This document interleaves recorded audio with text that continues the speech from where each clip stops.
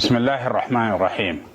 الحمد لله رب العالمين، والصلاة والسلام على سيدنا محمد خاتم الأنبياء والمرسلين وعلى آله وصحبه أجمعين.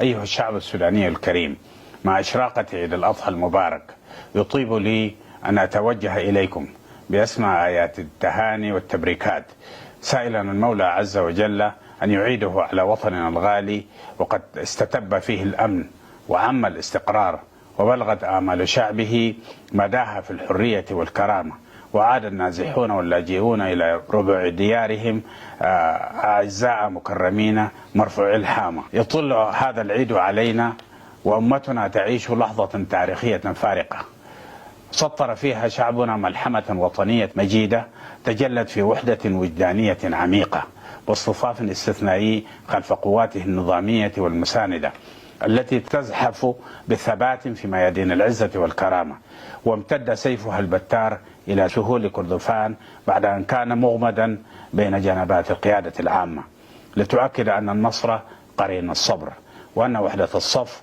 أصل القوة ومنبع الرخاء. المواطنون الشرفاء، في هذه المناسبة العظيمة أود أن أوجه إليكم بعض الرسائل.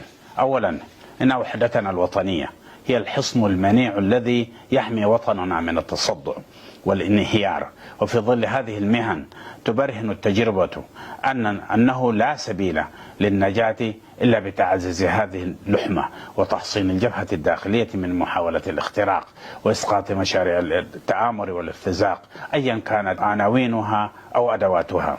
ثانيا، تحرير العاصمة لا يعني نهاية الحرب، فالعدو لا يزال يستجلب المرتزقة ويكدس السلاح بتمويل مفتوح من دولة العدوان، لذا فإن مسؤوليتنا تقتضي الاستعداد للزحف الأكبر نحو دارفور وتطهير ما تبقى من ترابنا الطاهر من رجس التمرد. وفي هذا الإطار نوجه نداء إنسانيا عاجلا بشأن ما تتعرض له مدينة الفاشر من حصار وقصف مستمر في خرق صارخ لقرار مجلس الأمن رقم 2736، مما أدى إلى تفاقم الأوضاع الإنسانية بصورة مزرية، واستدعى بذل الجهد لفك الحصار وتوصيل الإغاثة للمتضررين.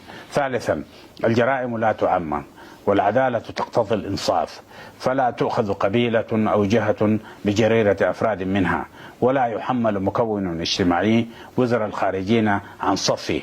لذا نؤكد ضرورة نبذ خطاب الكراهية ومحاربة العنصرية والجهوية، والعمل على ترسيخ قيم التسامح والعيش المشترك لبناء وطن يسع الجميع بلا إقصاء.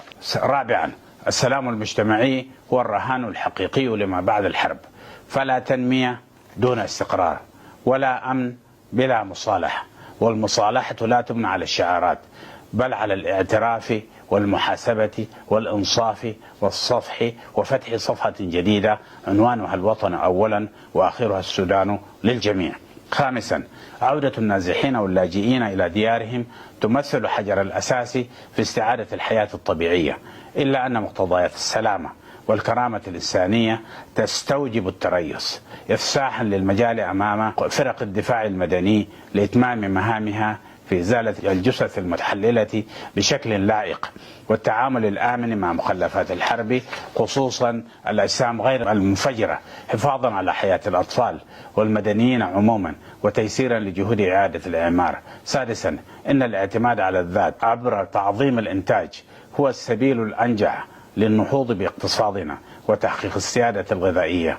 ونحن على أعتاب الموسم الزراعي الصيفي، فإنني أناشد أبناء الوطن كافة والمنتجين بصورة خاصة لمضاعفة الجهد والمساهمة الفاعلة في دفع عجلة الإنتاج، وعلى وحدات الحكومة المعنية المساهمة في توفير مدخلات الإنتاج الزراعي قبل فوات الأوان. الشعب السوداني العظيم، إن الاعتداءات المتكررة على المرافق الحيوية سيما المستشفيات ومستودعات الوقود ومحطات الكهرباء والمطارات بمشاركة مباشرة من دولة الإمارات تعد دليلا على إفلاس الميليشيا وعوانها واستمرار انحدارها في درك الخيانة والعدوان، ولكننا نؤمن بأن إرادة الشعب أقوى، وأن وعينا الجمعي يترسخ كلما اشتد ظلام المؤامرات واستعرت رمضاء التحديات، وسيتبين ذلك بانتصارات مؤزرة في كردفان ودارفور في قادم الأيام.